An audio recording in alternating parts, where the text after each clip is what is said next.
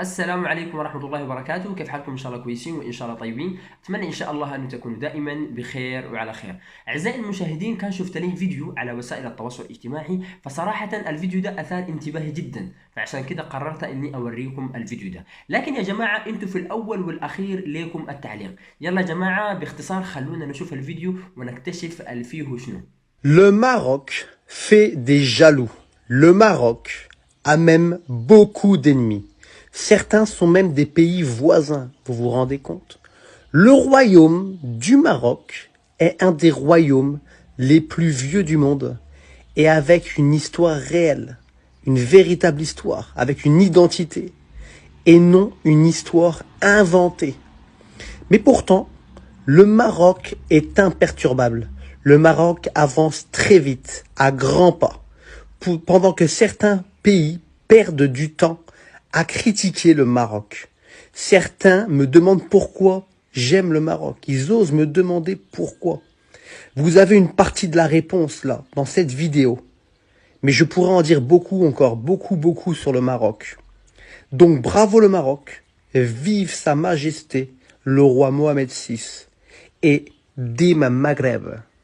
Et le deuxième volet, c'est la politique du roi Mohamed VI vers l'Afrique, parce que, comme on a eu l'occasion d'en parler dans plusieurs émissions sur l'Afrique, le Maroc est en train de remplacer les Français dans beaucoup de domaines sur l'Afrique francophone, en particulier pour les gros investissements et pour les banques. Donc, c'est un pays passionnant parce qu'il est en train de bouger. Et c'est pour ça qu'il faut pouvoir en parler avec un expert. On a une feuille de route très claire, de 2022 jusqu'à 2030. Aujourd'hui, l'estimation qu'on a réaliste en termes d'industrie, première livraison, c'est Q1 2026. Donc d'ici 3 ans et demi. On a 3 ans et demi, c'est un compte à rebours. Vous savez, c'est lancer une marque automobile et lancer un véhicule premium, fiable, homologué, croyez-moi, c'est un sacré challenge. Heureusement qu'on s'est entouré des meilleurs, on a des experts de l'automobile qui ont plus de 30 ans d'expérience, des anciens de grands groupes automobiles qui nous ont rejoints pour créer une équipe solide. Et l'ambition, c'est de créer une marque automobile premium, mais pas juste pour 1000 personnes. C'est vraiment créer une nouvelle industrie tournée vers l'hydrogène sur un constructeur qui sera, on l'espère, leader sur le marché hydrogène premium. Les Marocains. Le Maroc a fait quelque chose que personne au monde, personne n'a réussi à le faire avant le Maroc. Et ça vient de sortir. C'est un blé qui résiste aux températures extrêmes, au niveau de la chaleur et même au niveau de la sécheresse. Le Maroc est le plus gros exportateur de blé pour l'Union européenne. Et depuis l'Ukraine et la Russie, la guerre, toute l'Union européenne va chercher le blé au Maroc. Et le Maroc, ils ont réussi à créer ce blé-là. Alors, je vous dis, ça va encore faire des jaloux, d'accord? Par contre, le blé-là, c'est une avancée, c'est historique, parce que le Maroc, ils vont réussir à produire du blé toute l'année, constamment, et tout le monde demande le blé du Maroc. Sachant que la France-Afrique, maintenant, est un peu supplantée par la Chine-Afrique, la Turque-Afrique, la Maroc-Afrique, etc., etc. Le Maroc, c'est l'Afrique encore. Oui, mais c'est fait exprès, parce que le Maroc, c'est l'Afrique, mais le Maroc, qui s'investit en francophone, en Afrique francophone, est en train de faire quelque chose d'absolument extraordinaire. Ce sont des concurrents par rapport à la France qui sont très forts.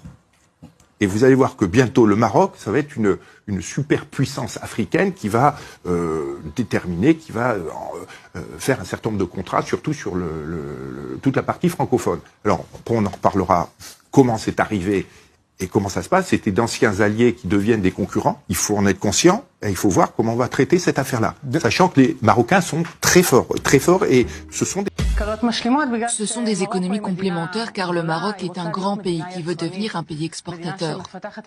Le Maroc développe son industrie dans les secteurs automobiles, aéronautique, aérospatial, dans le domaine des énergies renouvelables. Israël, de son côté, est un petit pays qui n'a pas cette capacité exportatrice. Mais Israël a les technologies dont le Maroc est très demandeur. Il a besoin des technologies israéliennes pour perfectionner les siennes et faire avancer sa campagne Made in Morocco qu'il pourra étendre à l'Afrique, mais aussi au marché européen et nord-américain. Alors on a bien compris ce qui séduisait les Marocains dans le savoir-faire israélien. Dans le sens inverse, qu'est-ce qui séduit les Israéliens dans l'économie marocaine ou au Maroc? Très bonne question. Je pense à deux points principaux. Il y a le marché marocain d'une part, mais aussi le marché africain. Le Maroc est une porte d'entrée vers l'Afrique. C'est un pays qui a de l'expérience dans le commerce avec l'Afrique. Le Maroc va fournir la quasi-totalité d'hydrogène vert à l'Europe. Regardez les amis, j'ai la carte avec moi. On peut voir ici la carte donc de l'énergie verte, l'hydrogène verte, qui va arriver du Maroc, en passant par Tarifa, sachant que l'Algérie vient de sortir de l'offre. Donc le petit trait que vous voyez de l'Algérie vers Almeria, celui-ci, il faut l'enlever. Il y a juste un petit peu ici qui va arriver de Tunisie, mais la quasi-totalité va venir du Maroc. C'est une très bonne chose pour le Maroc. C'est vraiment une excellente chose. Ça veut dire que le Maroc va s'enrichir énormément. Vous imaginez la quantité d'hydrogène vert, surtout avec les voitures qui fonctionnent à l'hydrogène vert, la voiture marocaine, c'est une très bonne chose. N'hésitez pas à me dire ce que vous en pensez en commentaire. En tout cas, moi, je suis très content, je suis très fier. Et bien évidemment, Dim. Textile, nouveau record. Pour la première fois, l'industrie textile du pays a dépassé les 4 milliards de dollars d'export.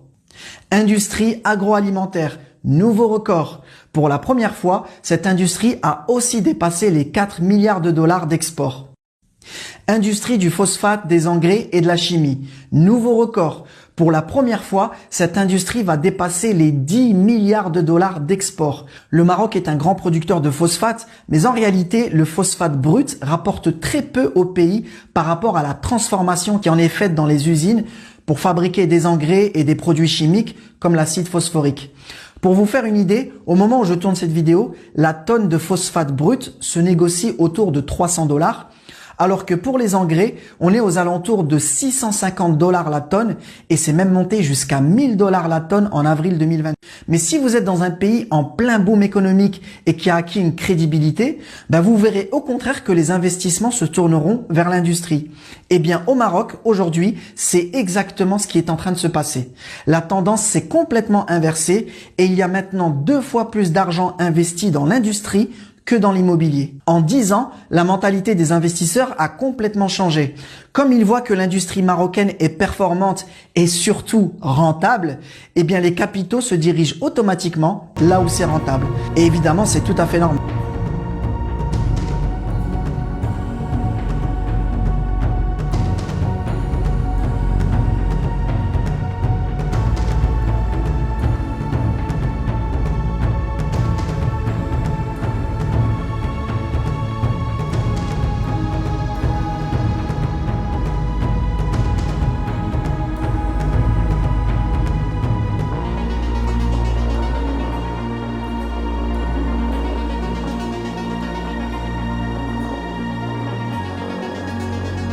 يلا جماعة، نلتقي إن شاء الله في الحلقة القادمة. كان معكم محمد حسونة، والسلام عليكم ورحمة الله وبركاته.